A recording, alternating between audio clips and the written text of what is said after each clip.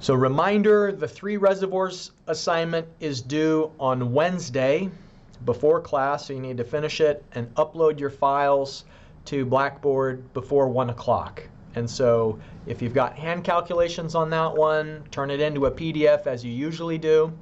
For the Excel spreadsheet, be sure and use the annotation method that we talked about in fluid mechanics last semester, where you put little notes to help the grader understand your rationale. And most likely your format for the 3 reservoir spreadsheets is going to look at least similar to what I've given you already as a template. Don't feel like you have to follow exactly my method. Invent a template of your own if you like. But do put labels and mention the equations and provide a real clear indication like what's the final answer. You highlight that, put it in bold, little arrows and so on. Some people may not realize it, but the grader is trying to digest everything that you did, and it may take you, like 2 hours, 3 hours to generate your homework assignment. The grader is trying to understand and evaluate all that in just 10 minutes. Unfortunately, I had to make the decision that this semester our graders would be limited to 1 hour per week of work for every 6 students in a 3 credit hour class, which works out to 10 minutes per assignment. And honestly, that's more grading availability than some of the other engineering departments in the college. So the grader has to work quickly, so I really appreciate if you can put some detailed notes in your work and make it clear as possible. We're going to talk about the fully turbulent flow assumption today and go over the 3 reservoirs with the Hazen-Williams equation, and then also talk about how some of the formulas we've looked at so far change when the conduit is no longer a circular pipe. But first, I wanted to put this out there that if you're taking your classes off campus and it gets a little bit old to be stuck in your room all day and all night and you just want to try something new, why don't you consider checking out the virtual learning hubs in the library. Nice solid internet. You don't have to worry about your DSL going down or your Wi-Fi connection crapping out if you're at the library. Or over in East Hall, they have like a lounge with free snacks and a game room and kind of like Starbucks but without the annoying coffee smell. And then of course you're also welcome to take your classes here in the Applied Engineering Complex. The building is virtually empty except for maybe Wednesday evenings when some of the graduate classes are taught, but there's plenty of space to spread out in the classrooms of the engineering complex, and it's fun to see a handful of students. So feel free to come to campus and feel like you're a part of a university. If that would help you, then by all means. The other thing I wanted to remind you about, I've sent this announcement before via email twice, but the deadline is approaching for the DOH co-op program. Next Friday by 4 p.m. is when you need to have your application in. And there's so much uncertainty about what things are going to look like this summer, it may be a good idea for you to have a couple of backup plans. I mean, if your plan is to travel internationally this summer, maybe that's not going to happen. If your plan is to work at one particular contractor, it could be that their projects dry up. So have a couple of irons in the fire, as they say, and one of them could be working at DOH. So the deadline is next Friday by 4, and I've sent you the application packet before by email, but you can find it just by doing a Google search for DOH Summer Co-op, or here's the address for that. Okay, now the fully turbulent flow assumption. I got a good question from a student via email last night, this morning actually, asking, well, what about this language in the homework assignment where it says the fully turbulent flow assumption? So let me tell you about that. The assumption is, assume that the water is flowing through a pipe at a high velocity. And the significance of that assumption means that the Reynolds number is going to be large. So here's the Jane equation that we use for calculating the Darcy-Weisbach friction factor F.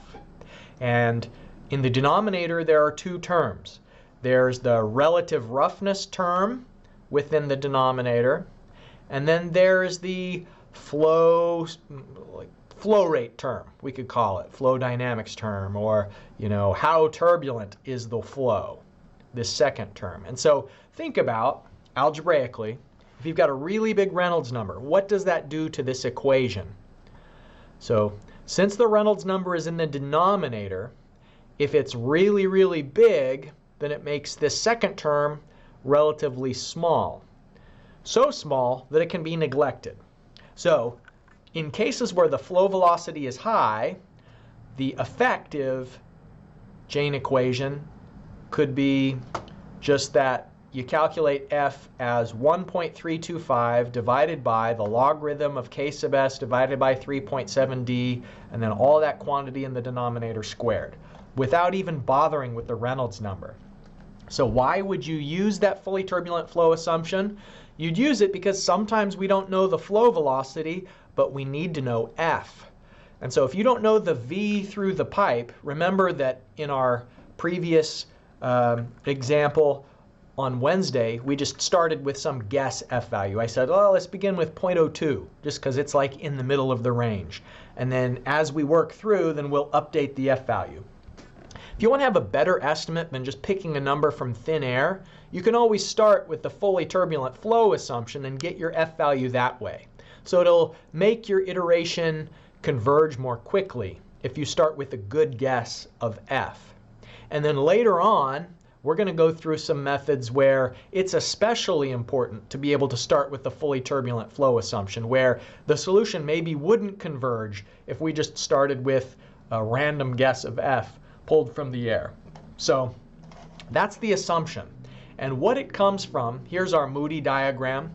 Remember that in the Moody diagram, there's part of the figure where the curves seem to be curved, and part of the diagram where they're more or less flat.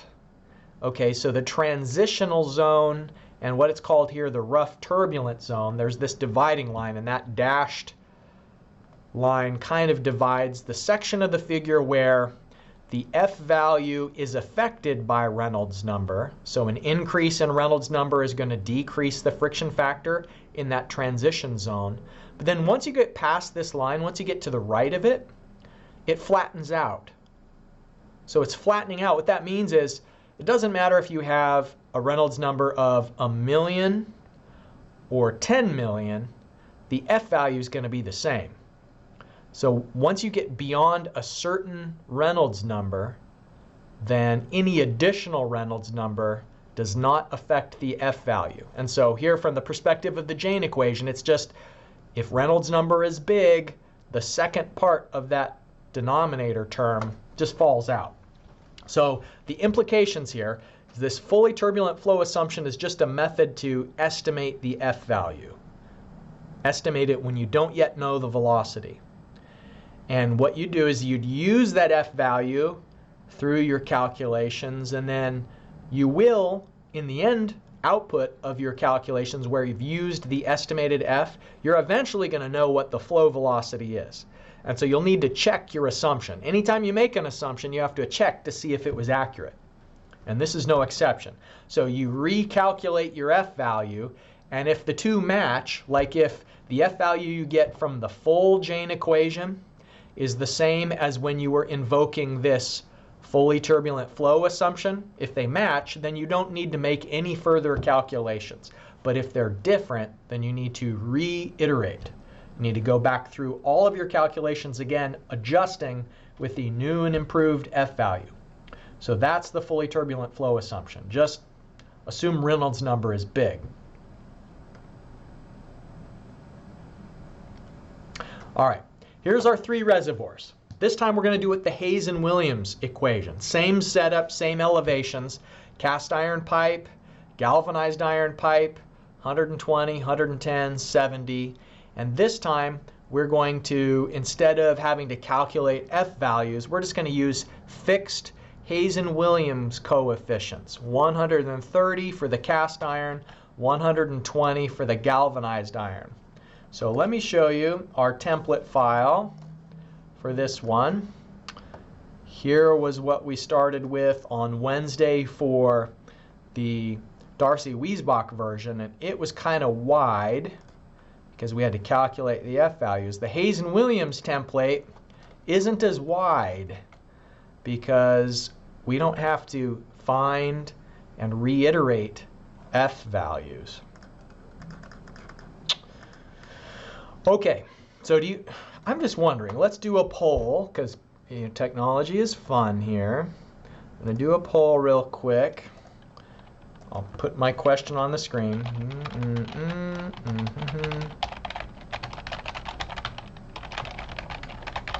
Okay.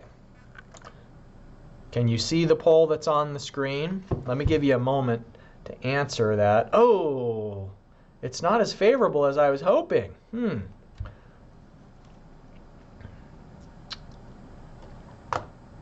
Just a moment now.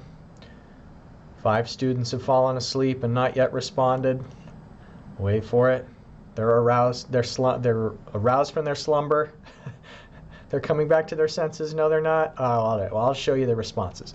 So 12 of you don't yet have a second monitor. Now remember, you could plug your laptop into a TV and use the TV as an extension of your monitor, or you could watch the lecture on an iPad or a phone, and then that leaves your computer free. Of course, if you have a really big single monitor, then using split screen in Windows is fine. But I always hate working just on a regular monitor and having 2 windows open. I've not been able to go back. All right, so the reason I asked is I would like you to work along at the same time that I talk through and demonstrate this solution. So hopefully you can set up your windows so that you can watch in one window and then do the calculations in the other. All right, AD is C value 130, BD, C value 130, CD, C value 120. Okay, and our lengths are 750 feet, 1,000 feet, 500 feet. Our diameters are 8/12 and 1 foot diameter and 8/12 diameter. Our cross-sectional area, pi times d squared divided by 4. I'm going to do something real quick. It's centered, justify right now. I'm going to change it to left justify, align left, and then that way when I type in the formulas, it's not going to bleed over to the things in the left that I've already been typing. So it'll allow me to click spots. It'll just be better for now. And then at the end we'll clean it up. All right, so drag down for the cross-sectional area. All right, guess of the head. So we still have to do that thing where we start with an initial guess. Let's say this time, just to change things up a little bit, let's guess that it's 113 feet of head is how much head there is at D. Okay, so then I'm just going to make reference to the cell above that so that if I needed to, I could say like 112.5, 113, and then all the ones below we're going to adjust. Okay, now the head loss. Do you remember what we said about head loss is we're assuming a flow direction. So if the head is 113, then actually it would change the flow direction to that way. In our initial guess, if there's 113 feet of head at D, it's going to force the water from D, the junction, towards reservoir A. So the head loss is going to be however much head there is at the beginning minus the head at the end. And so, for example, through pipe AD, the head loss would be 113 minus 110. So there's 3 feet of head loss if the head at D is 113. And so then through pipe BD, it is 120 minus our guess of the head loss, so 7 feet of head loss through the pipe. And then finally, 113 minus 70. All right. S sub F. That column is new. We didn't have that one in the Darcy-Weisbach version. So S sub F, remember, means the slope of the energy grade line. And hopefully by now, certain of these simple formulas are kind of like baked into your mind. I don't expect you to memorize this one or that one, but S sub F, that one is worth knowing. It's the head loss divided by the length of the pipe. All right. So drag that down.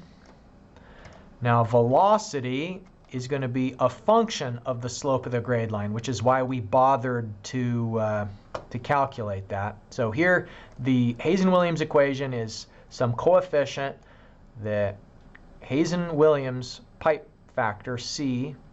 R sub H means hydraulic radius. And does anybody recall what is the hydraulic radius of a circular pipe which is flowing full? What's the formula for that?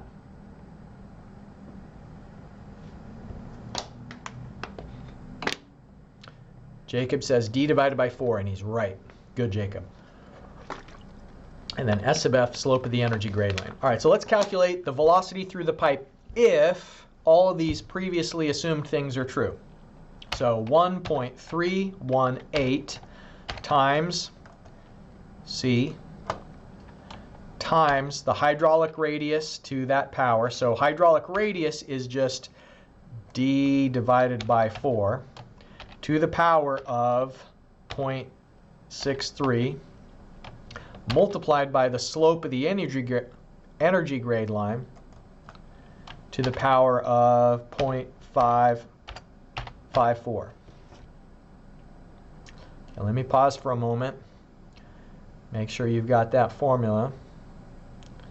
And enter. So that'll calculate the flow velocity in these conditions. And then flow direction. This is where we're saying if it's going in or out of the junction. And so, for example, pipe AD, the flow is going out of the junction. So out of the junction towards the reservoir. So I'm going to say out for that one. BD, the flow is going in. And then DC, it's going out. All right, now flow rate, Q is V times A. So V times A. Okay, and then our error is going to be the out minus the in. So this and that minus this. And we've got a big error here. If you look, there's a lot more water flowing out of the junction than is flowing in. So what's our conclusion here? If out is bigger than in, then the guess of H sub D is too high. Yeah, that sounds like us. And so we can do that intermediate like optimization thing. Yeah, we may be able to do a goal seek right away and not even have to do any further iteration. So let's set it up. So we want our goal seek to be, actually, it depends on whether we have to change the guess of head values. Because remember, there's this 110. We're going to have to change our formula for the head loss through the pipe once we cross the 110 threshold. Let me show you what I mean. We're not going to be able to just do a simple goal seek here. So data, what if analysis, goal seek. So set that to 0. We're trying to minimize the change with an update of the guess head. It'll be interesting to see what it says. All right, so it thinks that it should be 110,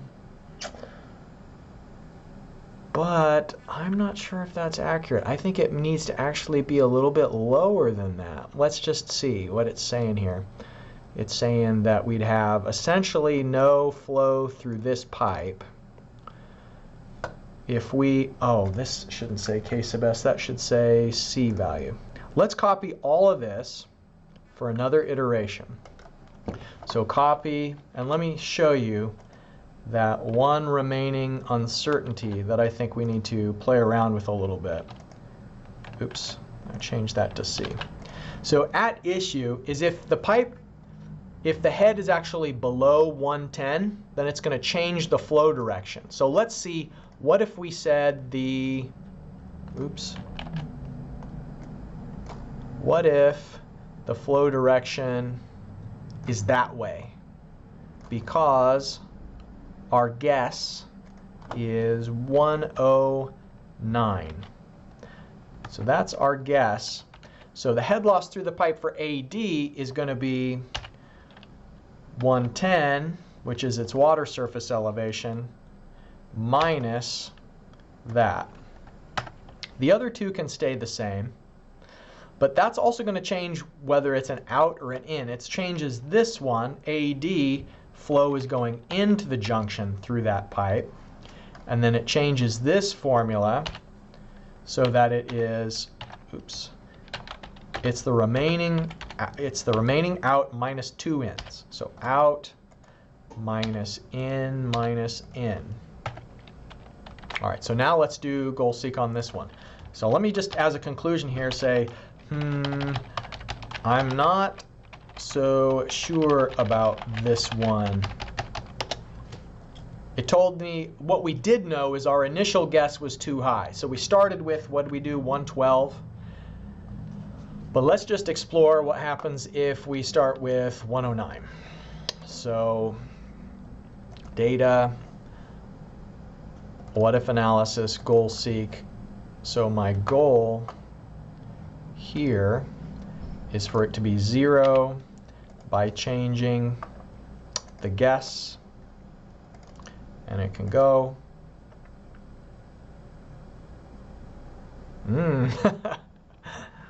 It's not changing all of them.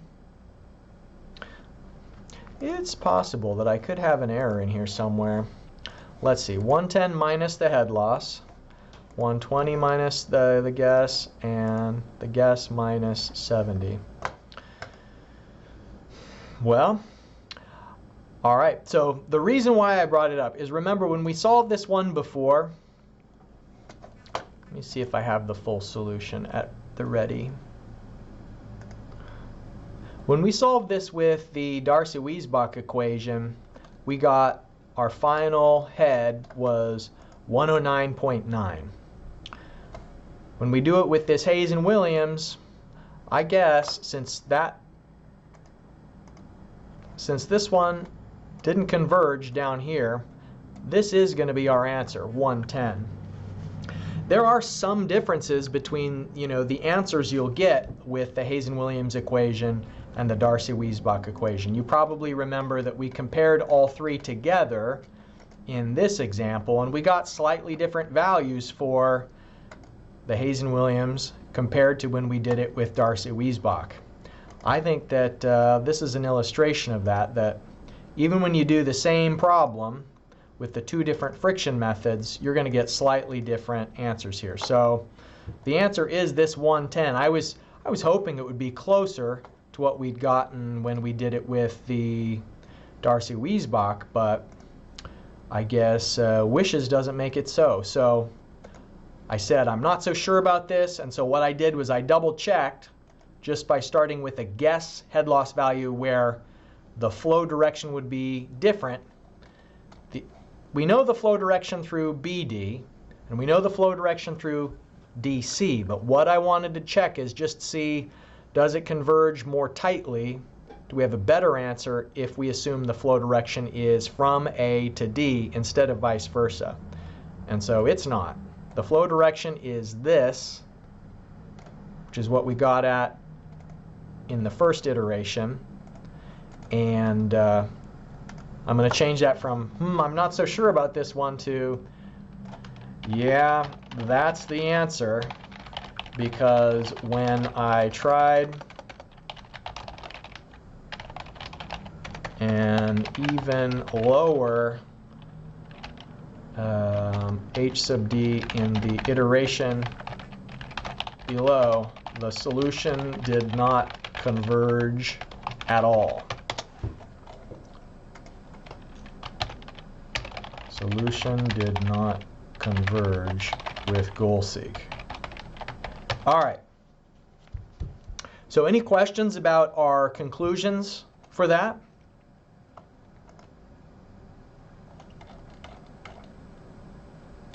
So we've done the 3 reservoirs both by the Darcy-Weisbach and also by the Hazen-Williams equation. Okay, let's talk about non-circular conduits now. Not all pipes are circular, and so we have to be able to handle, for example, a pipe arch. And this is a culvert, picture that I took when I was over in Dubai. And even though it's an arid region with very little rainfall, when it does rain, there are lots of flash floods. It's really serious. And so they have to have a pretty robust drainage infrastructure in place so that flash floods don't wipe out their highways. So that's one illustration of a non-circular conduit. And here you can see is some enclosed metal pipe that's square in shape. So it's another case where you could have potentially water flowing through a non-circular conduit. And a lot of our formulas where we would have D are no longer applicable in the case of a non-circular conduit. And so earlier, Jacob correctly mentioned that the hydraulic radius for a circular conduit is just D divided by 4.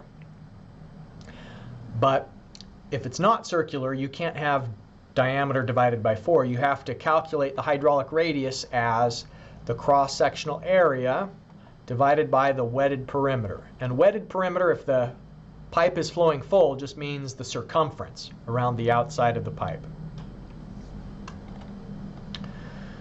And so substituting that into the Darcy-Weisbach equation, and the Darcy-Weisbach equation normally has a D in it in the denominator, you just say 4 times the hydraulic radius in place of what previously had been diameter. So our substitute term for a non-circular conduit is 4 times D. And so same thing with Reynolds number. Remember Reynolds number, how we usually say velocity times diameter divided by kinematic viscosity? Well, for a non-circular conduit, Reynolds number, well, this is in terms of the absolute viscosity rather than the kinematic viscosity. But the point is, you make the same 4 times the hydraulic radius substitution in place of the diameter. And so relative roughness, which is normally K sub S divided by D, you guessed it, it's going to be the relative roughness, either epsilon or K sub S, divided by 4 times the hydraulic radius rather than D. All right, so I'd like you just to get a little bit of practice calculating the head loss through a non-circular box culvert. So this box culvert is 12 meters long. And we know the roughness 1.6 millimeters. It's concrete, so it's relatively rough. Its dimensions are square, so 1.25 by 1.25 meters, and the flow rate is 0.4 cubic meters per second. All right, I'm going to put you into the breakout rooms just so that you can practice using these formulas here. So give me just a moment and I will start the breakout rooms with a non-circular conduit. Okay.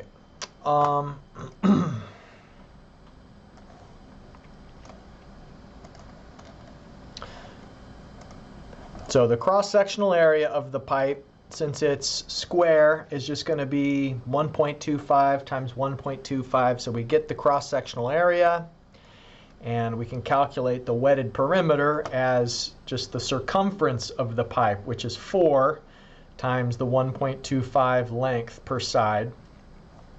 So 5 meters is the wetted perimeter. And then that makes our hydraulic radius as 0.3125 meters. Okay, the Reynolds number is 320,000, and here I did it in terms of absolute viscosity, but you can also get the same answer doing it in terms of kinematic viscosity by simply having velocity times 4 times hydraulic radius divided by the 1 times 10 to the minus 6th meter squared per second. So the Reynolds number, 320,000, and then that same substitution of 4 times the hydraulic radius for diameter in the Jane equation gives us our F value of 0.0218, and then substituting that into our modified Darcy-Weisbach equation that instead of diameter in the denominator has 4 times the hydraulic radius. And we get that there's virtually no, very, very little head loss through this conduit, just 0.0007 meters. Okay. So any questions about that example or the substitution that we make when there's a non-circular conduit?